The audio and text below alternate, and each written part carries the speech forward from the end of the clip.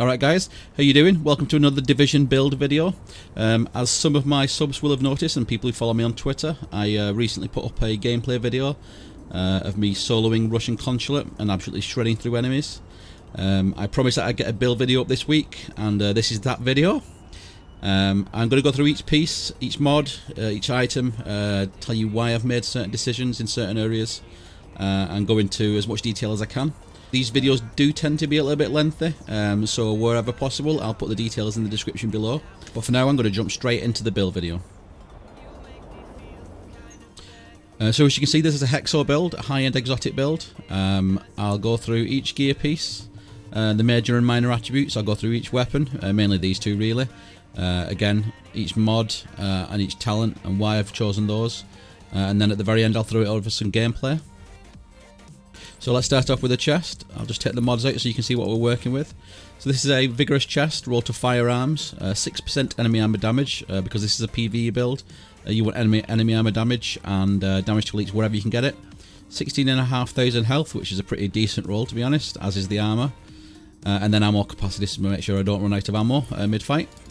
The mask is a refresh mask. All healing is improved by 30% within the last health segment.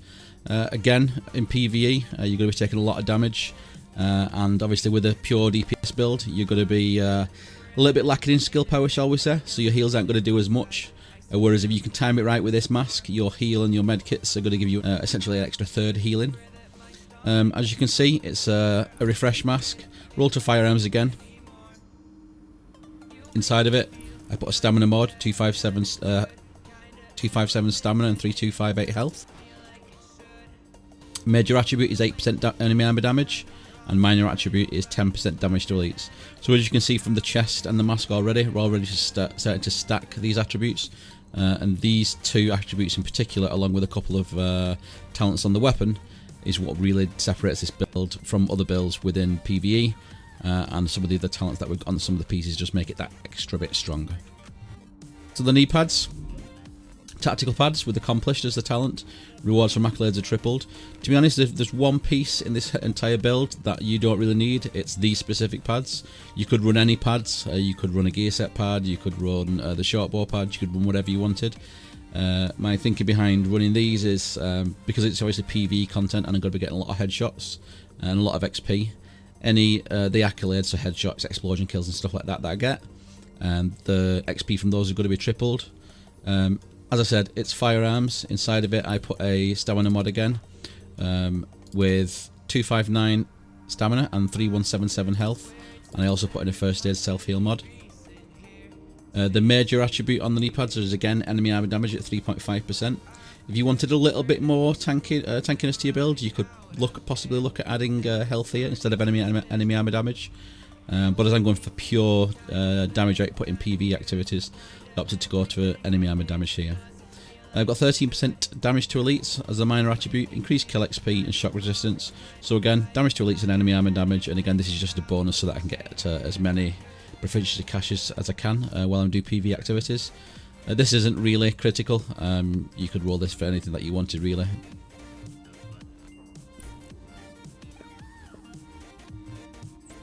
The backpack, Specialised backpack, so essentially adds 200% of firearms and stamina to skill power. This is what gets me to around 107, 108,000 skill power. Without it, I think I'd be sitting around 87, 88, something along those lines. Opted to roll health on the backpack, because pretty much all the other attributes that you can roll as a major attribute I don't really see as being that valuable, whereas an extra 13,000 health means I come up from like 300,000. And it's got 48% ammo capacity. Into that, I run another stamina mod with 258 stamina and 3262 health. You could possibly look at running firearms mods, but there are one or two talents, namely destructive, that I want to keep active, and I'll go into that shortly. Skull MC gloves. These are my god roll Skull MC gloves for PvE. A friend of mine and follower, Doc Jester, dropped them for me yesterday when we were doing the boss runs, the open world boss runs. As you can see, 1260 firearms, it's about 12 off max. Crit hit chance, enemy armor damage and assault rifle damage rolled just under the max here. So yeah, these are an amazing pair of Skull MC gloves. 995 armor as well, so getting up towards the max armor. Armor isn't that important in 1.6, but you know, any and all armor can only be of benefit. And then my holster, be no surprise that in 1.6 this is a Nimble holster. I'll probably still run Nimble in 1.6.1, purely because I don't think there's a stronger holster. Maybe the Bliss holster, something along those lines, but for now I'm planning on running a Nimble holster. It's a pretty good Nimble holster, 1267 firearms, 1203 stamina, 1239 electronics, 950 armor, and I've decided to roll it with reload speed. As you'll see in the gameplay, the reload speed for this build essentially just means I'm back firing quickly. So you know, if I run out of bullets and I'm getting rushed by shotgunners, I'm going to be reloading, you know, sort of twice as fast as the normal speed, in addition to the grip on my AR. Again, in that I've got a first aid self-heal mod. So all in all, the 4 self-heal mods give me 24% extra self-heal, which at low skill power really does come in clutch in some occasions. Onto my weapons. I've got a lightweight M4, really strong lightweight M4 in my opinion. Talents are brutal for headshot damage, destructive, again we're going for armor destruction against PVE opponents, and ferocious, so damage against elite and named enemies increased by 10%. With this current build, it's currently doing 25.6k base damage with my firearms and the other talents that I've got active, like the Skull MC gloves, and it does 20% enemy armor damage. Into that, I got 18% headshot damage scope with 3% crit chance and 4% crit hit damage.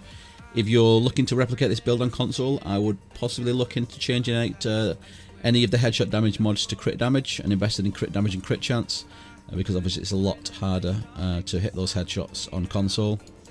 The undergrip is a hand stop with 29.5% reload speed, crit damage and accuracy. So again, that tied with the reload speed and the holster essentially means I'm reloading almost twice as fast as a normal reload. And the muzzle, again, headshot damage and crit chance. Extending mag, 110% magazine size, crit chance and rate of fire. You could look to maybe go magazine size, crit chance and crit damage, or you know, another one of the minor attributes. But I like pumping out as many rounds as possible, so I decided to go for magazine size, crit chance and rate of fire. M700 tactical, so my sniper when needed. Talent wise, we've got prepared, so damage increased by 15% when more than 30 meters from the target. Brutal, headshot damage increased by 12% when using this weapon, so I'm always going to be going for headshots. And again, destructive, armor destruction value is increased by 15% when using this weapon. I only tend to use this weapon for range shots, so maybe a legendary mission or an incursion when I need to be accurate and dish out a lot of damage. But mod wise on this weapon, again, I'm going for headshot damage, so 18% headshot damage scope, 3% crit chance and crit hit damage, and then another Omega rifle suppressor, headshot damage, crit chance and crit damage, and then on the magazine size, crit chance and reload speed. I potentially look to go with crit damage here because I don't really need the reload speed, but for now that's what I've opted to go for. Again, some of these mods, potentially this one and the reload speed on the grip and the magazine on the AR, they're all down to personal preference, so feel a bit to play about with these. But again, if you're certainly on the AR, if you're playing on console, I'd potentially look to go with crit hit damage and crit hit chance, because it's just much more difficult to hit those headshots. So that's the build in its entirety. I'm trying to go through this as quickly as I can, because obviously I'm aware that some of my other build videos are super in-depth and they go a little bit too long for some people's likings. I'll quickly go through the main points of the character sheet. I'm going to skip over the rest that I don't think are important, but essentially the way that this build has been constructed with the major and minor attributes allows us to get very high weapon damage, so 25,500 weapon damage. Crit chances, it's not too bad. It's this is an AR. If this was an SMG with extra crit damage, then you'd be looking to be around 30 to 40%, which is what you would always aim for. But it's not bad. It's not amazing, but that's not what I'm stacking into with the AR. I am stacking into headshot damage, and that's at 123%. Assault rifle damage bonus 1321, again coming from the gloves, and the all weapon damage bonus coming from the Skulls MC gloves. As you may know, the talent on the gloves is 16% flat damage when no gear set bonuses are active. And if I just quickly switch back to the build, you can see I'm not running any gear sets. So the talent on the Skull MC gloves, damage is increased by 16% when no set bonuses are active. So essentially with this build, I'm getting a flat 16% damage fully across the board for every weapon, so long as I don't put 2 pieces of any particular gear set piece on. Let's jump back to the character sheet. So this is where any PvE build comes into its own. So as you can see here, I've got a 33% damage to elites, which is huge buff. I think the max you could get in 1.6 is around 50, but to do that you also need to be stacking into like purple mods, which I don't really want to do on this build because I want to get as much firearms as I can, use as very little stamina as I can just to activate some talents, and then go from there. But if you tie this with all the other buffs that we've got going on, like the Skull MC gloves, like Tactical Advance buff that I'll go into later, you're getting a huge amount of damage to elite enemies. You tie that in with the enemy armor damage, so whenever an enemy's got armor, which is a lot of the time whenever you're playing challenging or hard or legendary missions, you're doing an extra 60% damage to that armor bar, which again is huge. Tie that in with the damage to elites and tie that into the Skull MC gloves and Tactical Advance, and the sheer amount of damage that you can output with this build is absolutely insane in my opinion. Skills, skill power 108,000, not strong, certainly not a lot of skill power, but with a 24% buff that I'll get from the first aid self-heal mods, along with the refresh mask, meaning that when I proc a heal in my last segment, I'm getting quite a lot of my health back. Tied in with Nimble, I don't really have any issues with survivability as you'll see in the gameplay. Toughness it's not bad, you know, it's respectable, 323,000, health points of 217,000, 32.93 armor, so getting up towards that max armor. As I said before, armor isn't really important, but if you're wanting every bit of survivability and every bit of mitigation that you can get, then getting up towards 32, 33, 34 armor should be what you're aiming for. The rest of these talents don't really matter. Shot address doesn't really matter. Increased kill XP might be nice for PvE, so you can get an extra boost on those proficiency caches, but again, not critical to the build at all. I'll quickly run you through my talents. So the talents that I run is critical save. So using a medkit during low health increases damage resistance by 20% for 10 seconds. Again, mainly just to give me a little bit of survivability. If I'm getting run up by shotgunners and I need to proc a medkit, then that medkit is going to give me a little bit more damage resilience, so I can get out of a sticky situation and heal up if I need to. I'm running strike back, so again, once I'm at low health, because my skill cooldowns aren't too great, because obviously I've got a low skill power build, I use this and it speeds up my cooldowns of my skills by 20% once I start hitting my last health segment. Again, you'll see in the gameplay that these two come in handy on occasion, so I would definitely recommend these two. Tactical Advance, because I'm using Nimble, Tactical Advance goes hand in hand with that. I'm using Nimble to go from cover to cover and get my heals when my heal or my medkit's off rotation. But obviously with Tactical Advance, any cover to cover move that I do, weapon damage is increased by 2% per meter covered for 5 seconds. If I can do a reasonable cover to cover move and then pop out and shoot an enemy, I mean they're already melting quick with the build as it is, but if I can proc Tactical Advance as well, they're getting absolutely melted. And then the last talent, in my opinion on PC, a must, headshot a hostile to have 50% chance of not consuming the bullet. There are other talents that you might want to run, especially on console, but in my opinion for PvE on PC, this is literally second to none. Other talents that you might want to look at if you're on console are steady hands. So pop into cover because you're going to be using Tactical Advance, and you're going to reduce your recoil by 25%. Maybe stack that with some stability mods on your weapon, maybe stability on your backpack maybe, and I think you've got a fairly stable weapon there. This one, like I said, is pretty much open to interpretation. Use it to match your gameplay. I like to use one is none for this, but yeah, feel free to have a play about with it. Skill wise, as you'll see from the gameplay, I like to have full awareness of what's going on around me. So I opt to go with the Recon Pack Pulse, mainly because it's got the quickest cooldown of them all if you look across the three. It cools down at 37 seconds, where the other ones cool down at like 50 and 54. If you're playing Dark Zone or Last Stand, switch to this. You know, the extra 15 seconds cooldown is probably better to have because you're nullifying enemy agent pulses. And obviously with the hybrid builds with high level pulses, high damage pulses rather, coming back into the meta, being able to nullify those with the Scrambler Pulse is a great option.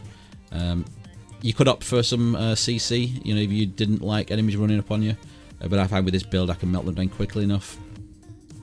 I also run the Overdose heal mod, so this device heals more efficiently and may extend the target's health beyond its normal rating.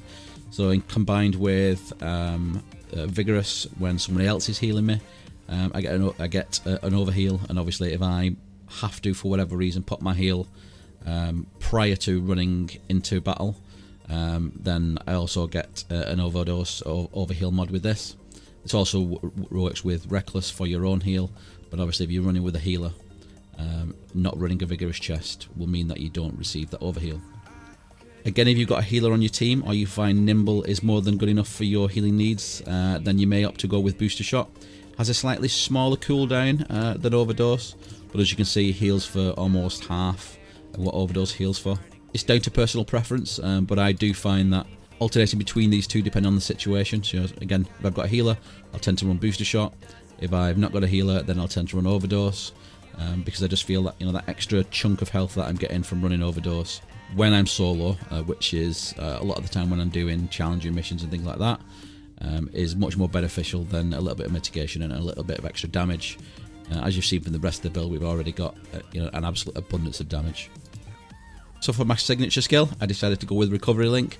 Again, because I'm doing PvE activities and I do a lot of those solo, if I make a mistake, or if I lose track of an enemy, or if a LMB turret, which seems to be the bane of my life right now, if those manage to get behind me and I don't see it, and I don't manage to shoot it before it starts firing at me, then Recovery Link gives me that extra chance of getting through the mission without totally wiping.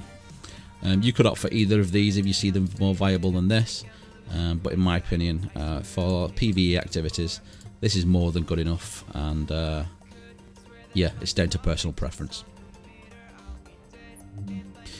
So that's the build in its entirety again. As you can see, the main things that you want to be looking at with any PvE build are damage to elites, enemy armor damage, are as much damage as you can output in a single go. So where this build excels is the Skull MC gloves, an extra 16% flat damage. I don't have to wait for any stacks to ramp up as you do with Striker. I don't need an enemy to be debuffed like you do with Sentry.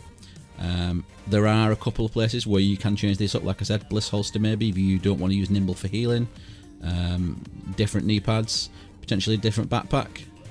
I would try and stick with these three. Again, you might want to change this up if you didn't really want the overheal and you weren't running with a healer. You might want to opt for Reckless and go like pure damage. I have got a Reckless chest that I use with this, but I find that this build, especially how it's configured right now, with a Vigorous Chest, with a Specialised backpack, with a Nimble holster, with a refresh mask, gives me that perfect balance of pure damage output, but also enough survivability to solo activities. If you take one thing away from this build, even if you disregard all the weapons, if you disregard all the gear set pieces, is for any PvE build, whether it's high end, whether it's Striker, whether it's Nomad, whether it's defense or whatever it is, stack into damage to elites and stack into enemy armor damage. Those two are going to be your go-to talents, go-to major attributes, go-to minor attributes that you want to get on your weapons and on your gear sets to dish out the most amount of damage that you can in PvE activities. So it looks like the servers are shutting down in a minute, so I better wrap up this video quickly. I want to say thank you to all my YouTube subscribers. Thank you for all those people who've commented and liked on my videos. Thank you to all those people who've come and watched me on Twitch. Thank you to those people that interact with me on Twitter. It really does mean a lot, and I hope we can keep that going. If you did like this video, please leave it a thumbs up. If you're new to this channel, please maybe even consider subscribing. I have a lot more videos coming up in these coming weeks. But that's about it. I'll throw it over to some gameplay. Thank you once again, guys. It's much appreciated. My name's been Cal. You guys have been absolutely amazing. I'll catch you guys in the next video. You know if we ID any likely hiding spots.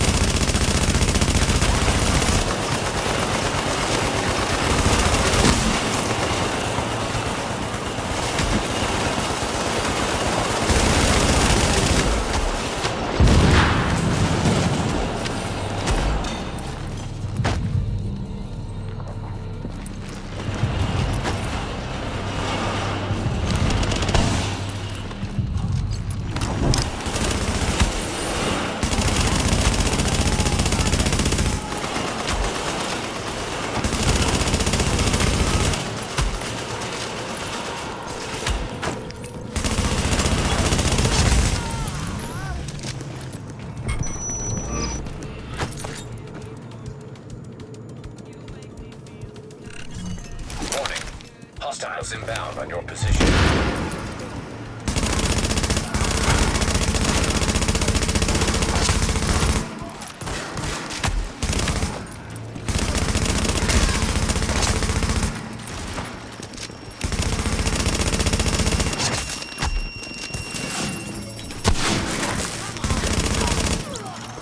Warning.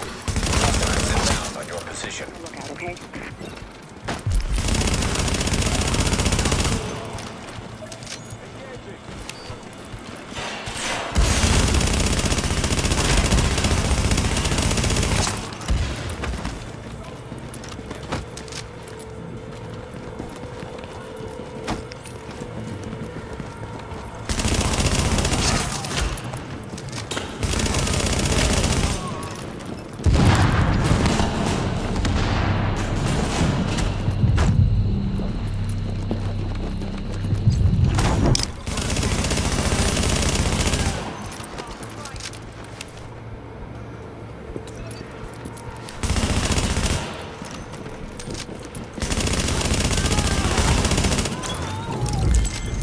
Your shade tech's picking up a lot of hardware. Where's it gone? Agent, the data's stopped. We've been hacked. Agent, whatever did that to you was shade tech. It means there's someone in your vicinity using shade tech, which makes them our new target. Reacquire that tech and connect this data with them. Anyway.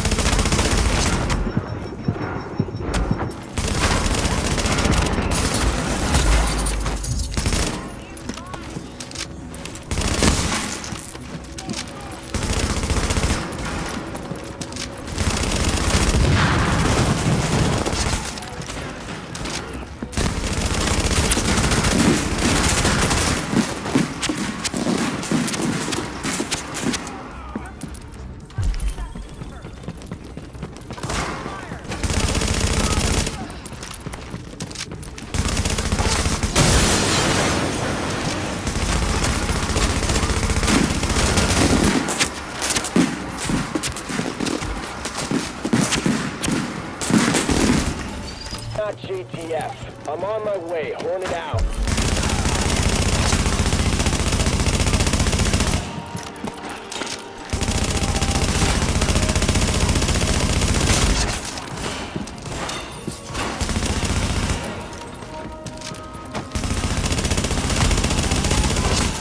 Warning. Hostiles inbound on your position.